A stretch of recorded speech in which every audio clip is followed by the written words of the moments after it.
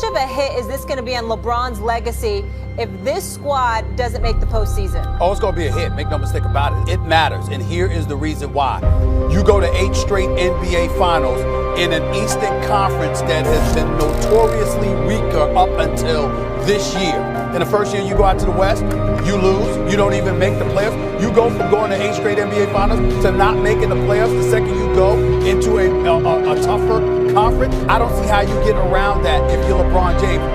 When he signed with the Lakers, he'd have put that out there. I swear we're going to be in the playoffs next year. We would be like, what? That's all you're promising? Yeah. It was a given they would be in the playoffs. It lets you know how bad things are. LeBron went so far backwards in the views and in the opinion of so many Laker fans. You know when you could see it? When he passed Jordan on the scoring list. And there was a golf clap. The concern with LeBron is, are they going to be able to win a championship, put a championship team around him? And right now, it's highly unlikely, more so than probable, after year one.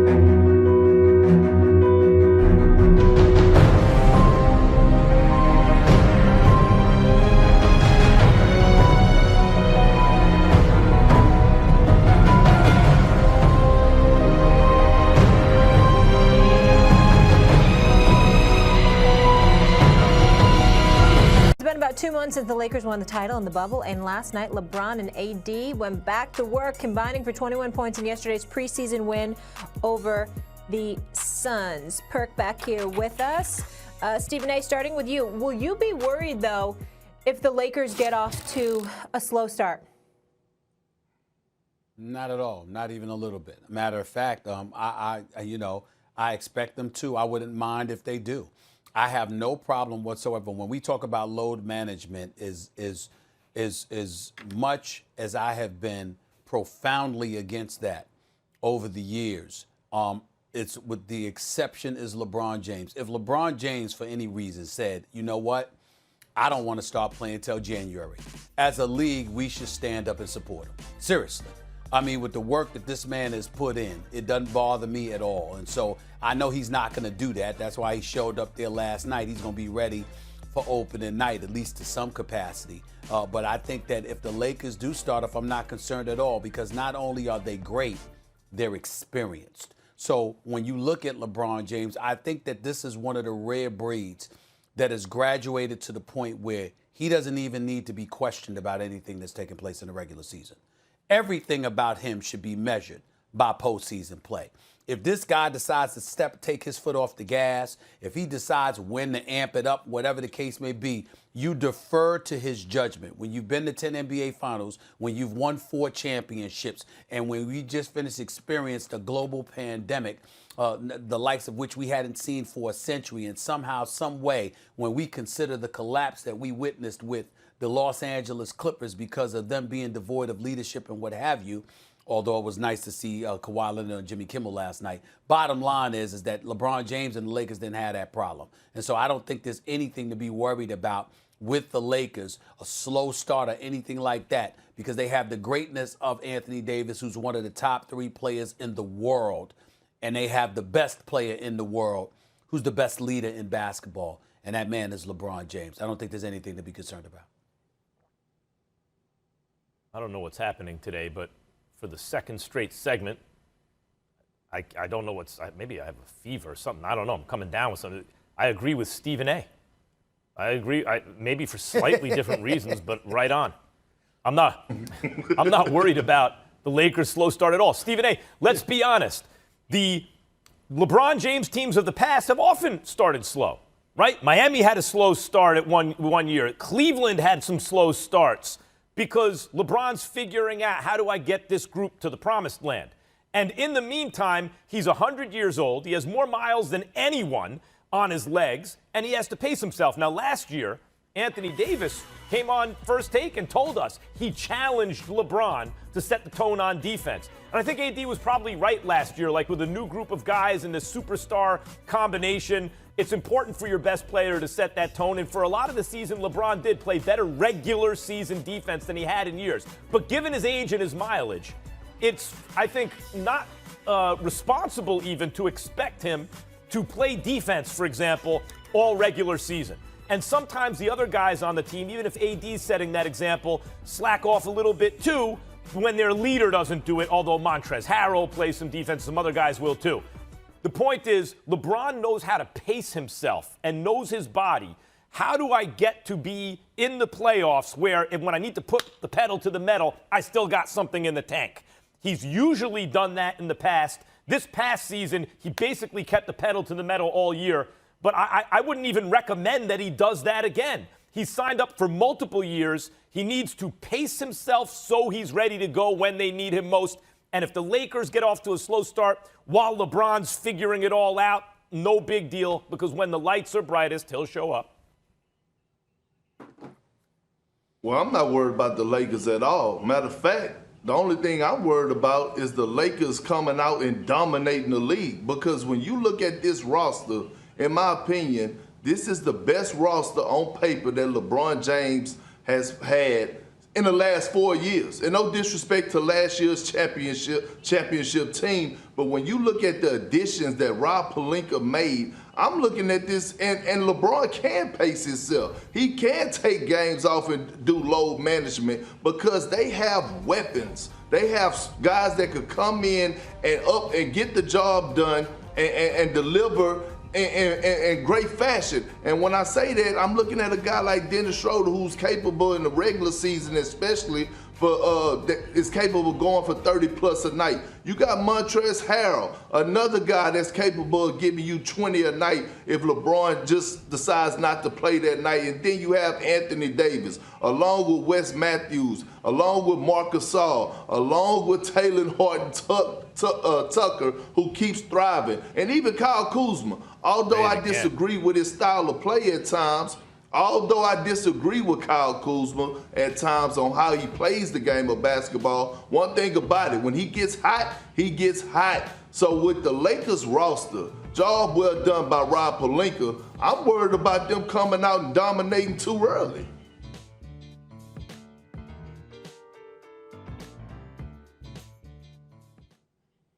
Oh, I'm sorry, Max. You did.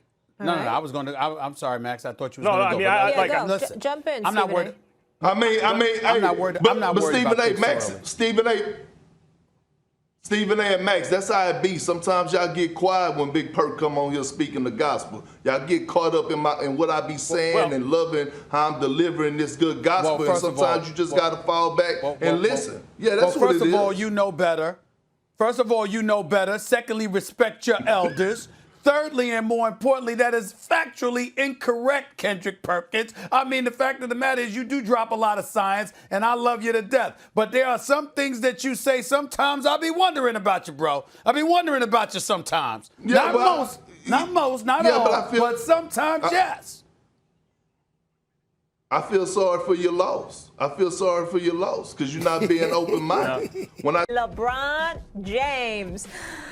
It doesn't stop, folks. The four-time NBA champion is also a four-time MVP, a four-time NBA Finals MVP. Winning a fifth NBA championship would tie him with the likes of Magic Johnson and the late, great Kobe Bean Bryant. Max, you're up first. Would a fifth NBA title give LeBron GOAT status? I'm talking MJ, Michael Jordan, his airness GOAT status. No. LeBron's already got the career argument. It's either him or Kareem. And I think in the pros, in the NBA, considering how LeBron's still playing at his age, it's LeBron. Peak is Jordan. And I don't see where LeBron's going to elevate his peak over Jordan's. When we talk about greatest, guys, I don't think we just mean add up all the win shares by the end of the career and who's worth more wins, right? I don't think that's what we're talking about mainly. Nor do I think it's just a guy who had one season. Oh, my God, he was all-world. He was as good as anyone I've ever seen, Bill Walton or something. I don't think that's what we're talking about. We're talking about a guy who's prime, who concentrated the highest level of performance over a significant number of years. When they were at their best, and how long did their best last? That's the best basketball ever played, right? So in baseball, if you said who's the greatest pitcher ever, you have a very good argument for Sandy Koufax. He only had 4 prime years, but one after another. No one ever did it like that. I think that's really what we're talking about when we say the best who ever did it in sports. And Michael Jordan's prime, guys, the first time The first time Jordan played with another All-Star was Scottie Pippen. He took the Pistons 7 games. Pippen had a migraine in Game 7, scored 2 points in 40 minutes, so they lost. He never didn't win the finals again in under 7 games. Understand?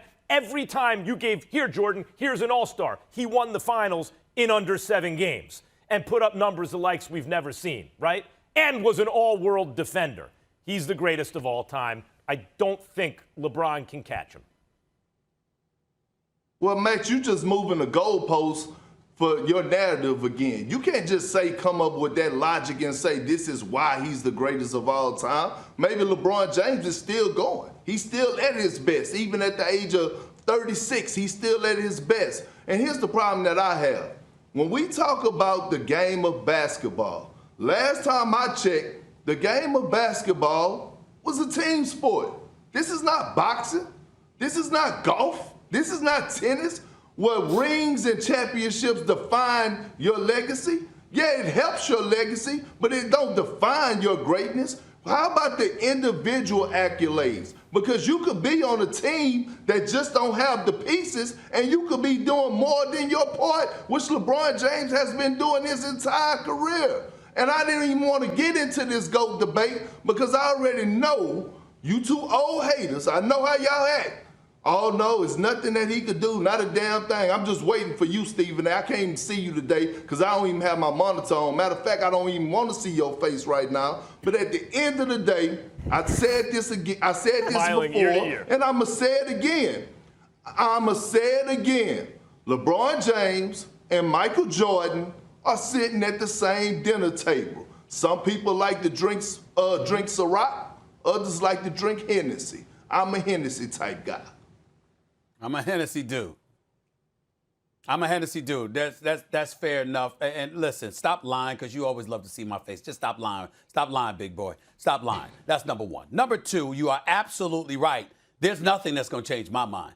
To me, Michael Jordan is the greatest of all time, but him and LeBron James sitting at the same table. LeBron James is on the Mount Rushmore of basketball, one of the top 4 players in the history of basketball. There is no question about that. And listen, God forbid I don't say that LeBron is number 1. I mean, what's the greatest insult in the planet? Because some of the folks in this camp, that's how they treat it. Him number 2 instead of number 1. What blasphemy are you spewing? But I think it's something to be said about the road that you traveled to get there. I think that the things that LeBron had to endure before he ultimately got to that point psychologically, mentally, emotionally, I think there's something to be said for that. I'm thinking about the scoring championships of Michael Jordan, the NBA championships of Michael Jordan, the killer instinct that was Michael Jordan. All of those things come into consideration for me. And so when I look at LeBron, it's no disrespect whatsoever. I think he's the greatest in the game today. I think he's the greatest in the history of basketball outside of Michael Jordan. But if I had to take LeBron at his best, and I don't hold him all those championship losses against him, even though he lost 6. I don't blame him for losing to the Spurs in 2007. I don't blame him for losing for the Spurs in 2014. I don't blame him for losing to KD and Golden State. I understand what he was working against. But in the end, all I'm saying is when I take LeBron at his best, and I take Michael Jordan at his best, I would want Michael Jordan every day and twice on Sunday. Over LeBron James. And that is the only person that I would want over LeBron James in the history of basketball. I don't find that to be insulting. Stephen A. is right, Perk. Only Braun had to go against more Hall of Famers, but carry on, you good. Go ahead, Max. You could use that argument. Hold on, Max. I can use the culture of the game today compared to what it was in the 80s and stuff like that. The roughhouse tactics, the rules, how soft it's become over the years. I can bring that up. We can have that argument another time, KP. We can do that. I'm so sick. You don't want to go there. You do not want to go to the Hall of Fame. You do not want to go. I'm so sick of the competition argument. Because I'm telling you, you don't want to bring up John Hornacek and Thunder Dan again. And LeBron facing KD and Kawhi. We ain't gonna go there. You right. You right. We ain't gonna go there. You right. I ain't gonna bring up Thunder Dan. You right. That's what I'm talking about. I'm talking about basketball in the 80s. I'm talking about basketball in the 80s. Don't act like you don't know. You know exactly what I'm talking about. You a whole bunch of Kendrick Perkins with no softness, cottonelle tissue forget about rules basketball as on in the the defensive 80s. side of the ball. Don't start that. I can't. Please. You don't need to give Jordan that extra. than it was then. You don't. Davis. So the Brow led the Lakers in points and rebounds last season. Davis was a force for the Lakers during last season's run to the championship. He came up clutch by hitting one of the biggest shots of the playoffs, a buzzer-beating three-point shot to defeat the Nuggets Game 2 of the Western Conference Finals. Stephen A., who would you rather have in the postseason? This one's tough. AD or Giannis? AD. That's not even hard for me because Giannis has to show me he can hit perimeter shots, which he hasn't shown me in the postseason. I know AD could do that. And, oh, by the way, Max, to piggyback off of KP getting on you just a few seconds ago, basically what he's reminding you of is the fact that he and I picked Miami when you picked Milwaukee because you was raving about Chris Middleton when you picked Milwaukee, and obviously that didn't prove to be correct. Now getting back to my point here. Giannis is a man-child in the regular season. But come postseason time, I say this all the time, come the postseason, teams get back on defense. They force you to be a half court. One of the reasons why we raved, and KP, you could co-sign this, one of the reasons we raved so much about Showtime with Irvin Magic Johnson, with Worthy on one wing, Byron Scott on another, Cooper trailing, stuff like that, where we used to go off about that and we loved it so much. We didn't just marvel at the Lakers and Magic Johnson because of the fast break. We marveled at the fact that the fast break never left them, no matter what defenses tried to do. Somehow, some way, because of the greatness of Magic Johnson, you could always push the ball up the court and you were always in a track meet. And that's what you marveled about because that doesn't usually happen. And so as a result of that, let's transition to the modern day age with the Greek Freak in Milwaukee. You don't really have a situation with Eric Bledsoe and those boys at the time where you were able to push the ball up the floor the way that you would like to, because that's when Giannis is really lethal in the open court. It's not to say that he can't do stuff in the half court, but not to the degree of his danger, of how dangerous he is in the open court. So they get back on defense. You become a half-court player. And if you don't have a perimeter shot, there's nothing you can do. What makes Anthony Davis so great, inside or out, it doesn't matter. He can play with his back to the basket. He can play facing the basket. He can drive to the hole. Or he can pull up from 17. Or he can pull up from 19 and beyond. It doesn't matter. The arsenal of his offensive attack is better than that of the Greek Freak. Plus, he's a rim protector and a shot blocker and a rebounder when he wants to be. Anthony Davis is the real deal, and I would take him over the Greek Freak without question. I understand those arguments. He's more well-rounded. Stephen A., you tend to like those kind of players in the playoffs. You like, in order of preference, KD, AD, Giannis, because that's the descending order of like how well-rounded their games are. But sometimes a dude can do certain things so well that even if they're not as well-rounded, they're more valuable. I had Andre Snellings of ESPN fame, Stephen A., who is also a neural engineer, I believe. He's like, a very, very smart guy and knows the basketball analytics on my radio show, the Max Kellerman Show, 2 p.m. Eastern, by the way, on ESPN Radio and ESPN Plus. And he was saying he'd take Giannis. He'd take Giannis, and it's not a difficult choice for him. And he said because Giannis, when you look at how he makes his teammates, Giannis, like AD can compile stats, and he's great, no doubt about it, and all the reasons you said about him are correct. But Giannis can also elevate those around him because he's an exceptional passer with court vision, because of his handles given his size. No, he can't shoot it like AD, although, again, AD's a better shooter than Giannis. Is he a way better shooter than Giannis? He's a better shooter. Giannis is a step below that, but he's not. It's not like you're talking about Ben Simmons. You got to put him in the dunker spot because he can't shoot at all. If you leave him alone, he can knock down a shot. When you look at the kind of force Giannis is on a court, right now, going back to our previous argument, you guys are being heavily influenced by the fact that you just saw AD play with LeBron. If you put Giannis with LeBron, you would say, this dude, it's impossible. Like, just like the Lakers are now, they would not lose anything if you swapped out AD with Giannis. And if push came to shove, I'm taking Giannis. That's not true, Max. First of all, to me, LeBron and Giannis both need the ball in their hands to be dominant, meaning that they can't play off the ball. Anthony Davis could play off the ball. And Max, I don't know what analytics, and I've been on your radio show, and I love coming on there and handing you L's like I'm doing today. But if you're going to sit up here and tell me that it's not night and day between Anthony Davis and Giannis, you're tripping. Anthony Davis' skill set is something that we have never seen before. The closest thing to it was maybe Kevin Garnett, and that's my brother. I played with him. When you look at Anthony Davis, it's more to his package than just being able to shoot better than Giannis. He has a better handle than Giannis. He has better post moves. He has the wiggle. And you talk about AD and you talk about Giannis and his passing, but AD could drop dimes when he's needed to. He know how to pass out of double team. He know how to drive and kick.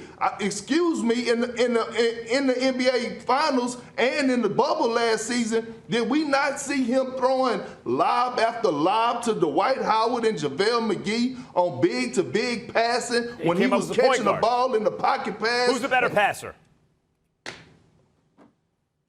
AD. Don't get it twisted. Giannis just had Better passer than Giannis? I don't think so. more than Anthony Davis. Yes. Oh, my God. Giannis just learned how to find the corner pass this season. Listen. I know we got to move on, but a couple of things. Number one, Anthony Davis, I believe, is a better passer than Giannis. He definitely is a better ball handler than Giannis. And last but not least, Max, just a little bit of advice because you've been doing radio for years, and I know you know what you're doing because you're a pro. But in terms of ratings, you might not want to have the analytics dudes on. That's all I'm saying. That's all I'm saying. The analytics dudes don't mean anything. I mean, we respect them, but that ain't going to help you in the ratings, bro. Excellent. That ain't going to help you in the ratings. Not Hero. Stephen A., can you explain this to me? Why does it seem like everybody's ignoring the Heat, though, when we're talking about this upcoming season in the East? I think because, number one, a lot of people looked at what transpired last year as an aberration. They snuck up on some folks, the bubble kind of atmosphere. They were more disciplined, ready to go, and people viewed it that way. I think that also with the arrival of Kevin Durant in Brooklyn, that's going to steal the attention of a lot of folks. Of course, the Greek Freak is going to get his attention because he just signed for $228 million, an average of $45.6 million a year. And then you look at Doc Rivers and Daryl Morey, both in Philadelphia, with them adding a Seth Curry and some shooters to their squad. So now we're looking and waiting to see. Even though we're not sure that they're going to be the team, clearly they've tweaked things and they're moving in a forward direction. When you consider that Elton Brand is still there, Doc Rivers has arrived, and Daryl Morey is your president of basketball operations. The combination of that with the Greek Freak signing, with the Brooklyn Nets getting a healthy Kevin Durant into the equation to go along with a healthy Kyrie returning from the shoulder surgery, the Karis LeVert, Spencer Dinwiddie's of the world being there. Those three teams have stolen so many headlines, and the one headline that we've had from Miami, other than signing Bam Adebayo to his extension, is the fact that they're not going to get the Greek Freak because it's rather than approach free agency with an open mind, he closed the door on all of that by re-upping with Milwaukee. Those things have Milwaukee, Brooklyn, and Philadelphia in the mind's eye, and that is why everybody has been ignoring the Miami Heat. I think I agree with some of that, but I think you can sum it up much more simply. It comes down to this. Fans know, because everyone who's experienced the NBA over a number of years they know it in their gut, that unless you have an MVP caliber player on your roster, you're probably not going to win the championship. And when you look at the Heat, you don't see an MVP. Jimmy Butler's great. He's a perennial all-star. He's just the kind of guy you want on your team. He's not an MVP. Not in a league with LeBron James and the Freak and AD and KD and those kind of. That's why you identified those guys. The Freak's in Miami and KD is in Brooklyn. You're mentioning MVP five-star players. So we're not used to seeing teams like the Heat with just multiple all-stars. That's one reason. There's no MVP. But number two is because you sleep on the roster. People just sleep on this roster. Think of how many guys can go get their shot under pressure at an above-average level, right? You don't even think about Dragic. Dragic does work in the playoffs. These are playoff-tested guys who can go get a shot, right? Go get you a bucket when you need it. Jimmy Butler, obviously. But here's another. Tyler Hero. Because you don't think, when you think of the Heat roster, you think Jimmy Butler and Bam, and obviously Duncan Robinson can bomb, and Jay Crowder's a Swiss Army knife player who can also shoot, and Kendrick Nunn, you like all these players, and you throw Tyler Hero in that mix. Not stopping to think, this dude can go get you 35 in a conference finals. He's that kind of player, and he's only 20. He's not built like a defender. He's not like a long guy who's ever going to be like, oh my God, a shutdown defender. But offensively, Tyler Hero may be just scratching the surface. Guy's 20 years old playing like that in the playoffs. So now you look at the roster and go, no, they don't have an MVP, but damn, they got your all-star leader in Jimmy Butler, another all-star caliber player in Bam. Dragic can go get his shot in crunch time and is really a plus player. Tyler Hero is a rising star, and then you got all of this other stuff around them. Well, that's why there's no MVP. And people are basically sleeping on the roster. Well, listen, Crowder's gone. He's in Phoenix now. Secondly, when you look at the Miami Heat. Oh, yeah, excuse me. That's right. Goran Dragic is coming back. Yeah, don't worry about it. It's all right. It's okay. It happens. So the point is that you got that going on. And listen, I like what I see from them in terms of the young player, Duncan Robinson, Tyler Hero. They're the future. They can really shoot. Tyler Hero really showed himself. Butler's still there. Bam Adebayo is there.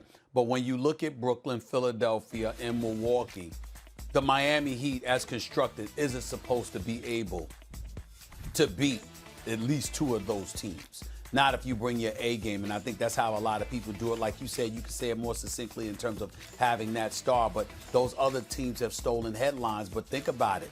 With Philly, you got Doc Rivers coaching Simmons and Embiid. In Brooklyn, you got KD and Kyrie.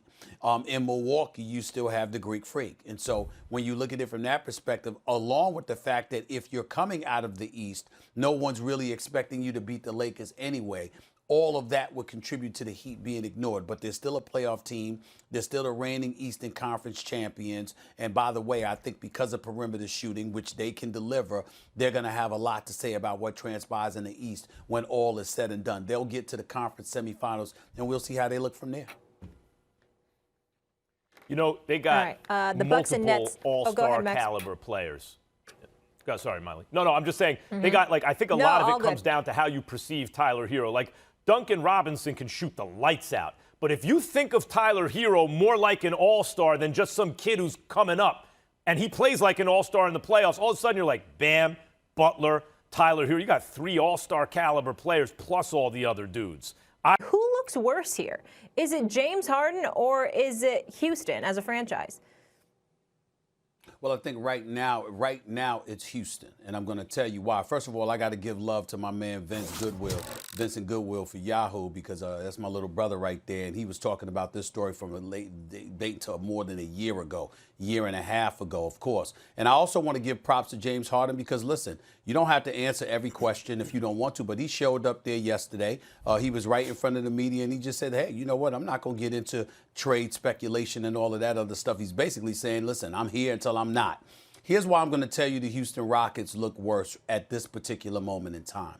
With Daryl Morey being gone, with Mike D'Antoni being gone, one could easily surmise that the culture that exists within the Houston Rockets that we're all lamenting was primarily their fault because they allowed it to take place. And that's really what this comes down to. If they were still there and that's just the way that they do business, then we can look at James Harden and we could say, why would you be taking advantage of these perks? Why would you be exercising your power in that way? And to some degree, we still could say that. But the only reason why I say the Rockets primarily instead of James Harden is that if this is the culture that you allowed, you're a superstar, you bring stuff to the table. We missed the playoffs the previous 3 years before you arrived. We've been in the playoffs ever since. We've been championship contenders. We've been to the conference finals twice. You're a 3-time scoring champion. You're a league MVP. And not only that, minutes played, playing through injuries, games played, etc. He's right up there with the best of them. So if you take all of those things into consideration, no one can accuse him for not doing his job. And if everybody wants to complain about the culture, well, who's responsible for the culture ultimately? It certainly isn't the player. You can make a contribution to it. It would be good for you to exercise that level of professionalism. But in the end, the actual onus of the culture is on the franchise itself. They allowed it. And they knew that it could potentially alienate other folks and evidently didn't care enough to reel that in. And that's why I say, as these stories unfold, even though people want to take their shots at James Harden, ultimately you're going to look at the Houston Rockets, not the present Houston Rockets, the previous regime. Morey was there. Mike D'Antoni was there. Hell, they were there before Tillman Fertitta got there, for crying out loud. And he's the owner of the franchise right now. So we got to look at it that way. The Rockets look worse than James Harden right now. First of all, this is how business is done in the NBA. The owners have a monopoly, de facto monopoly, and so they have huge leverage in the CBA negotiations, right? They get a lot their way. But the other side of that is if you're a superstar, you got a lot of clout, and you can force the hand of a lot of teams. Because the fact is it's almost impossible to win a championship without at least one superstar. Superstar, not an all-star, superstar. And Harden's a superstar. Who looks worse right now? Guys, it's the Rockets because let's not forget, Tillman Fertitta really, and he told us about this on First Take, and Stephen A., we've discussed it many times, not good enough, right? What Morey and D'Antoni were doing were not good enough. Wasn't good enough. You wanted to win a championship. And so D'Antoni was a lame duck coach. What's he going to really do as a lame duck coach? Let's see you perform or else. What Tillman Fertitta I don't think understood, and I think what most people still don't understand, the Rockets should have never been as close to a championship as they were. That was because of Daryl Morey and Mike D'Antoni having the courage of their convictions to play a kind of basketball that would be criticized. Only the most efficient shots taken, right? Either you get an extra point for them or it's a really high percentage shot. That's the way they were going to play. They'd be criticized. They're not playing defense enough. They need to move the ball more, mid-range shots, all this kind of stuff. Meantime, because of the way they played, they took a Warriors team fully loaded with KD and Steph and Clay and Dre and everybody, 7 games. And they had a home game against that team, right? You could say, well, really, who else was in the West? How about the Cavs in the East? Because the Cavs got swept. Cavs got swept. LeBron and Kevin Love got swept against that Golden State Warriors team that was almost beaten by the Rockets, right? So, Fertitta, that's not good enough. Daryl Morey's gone. D'Antoni's gone. Now all hell breaks loose. This is what happens. You got rid of people. You thought you'd replace them with better people. It's not trending in that direction. Who looks worse right now? And now your superstar wants out, and this is what's become of it? Clearly, Harden's like, look, I'm not cooperating with you. You got to make this move. And the Rockets are saying, no, we're not going to make it right now. Is this all in the service of winning a championship? Because that's why you get rid of Morey and D'Antoni. Seems to be backfiring. Harden's going to wind up in a position where he'll have a chance to win a championship. The Rockets will not. Well, I have to respectfully disagree with the both of you, and here's why. Right now, to me, the Rockets, in my opinion, are moving in the right direction. They just hired a young stud in Steven Silas, who is well respected around the league, not by just front offices or other coaches, but by current players, former players. They have nothing but high praise for him and says that how he's a student of the game, an offensive genius, and it's about time that he got his opportunity. So I think the Rockets did a great job by hiring Steven Silas. Second of all, with them trading Russell Westbrook, who didn't want to be there because of the lack of accountability that they were having in the Rockets organization, especially when it came down to James Harden and all the other players and all the other rumors that are coming out about James Harden not taking winning seriously, not wanting to adjust to giving up the club life. Right now, James Harden looks the worst. And here's why. You don't show up to camp. Then when you do show up to camp, you show up to camp late. And then when you do show up, you show up out of shape. And this is what I was trying to tell you and Max, Stephen A., when I was trying to have virtual school about a couple of shows ago, and I told y'all that James Harden has to go out on the court and perform at an MVP type level, because guess what? Guess what the rumors are circling now around the front offices of organizations and what GMs are talking about that probably had interest in acquiring James Harden. They're saying, should I give up a young star and my assets for James Harden, who might come in and tear down the culture, who might complain because he might not get things, or might just shut down because things might not go his way, or might be a bad example on the younger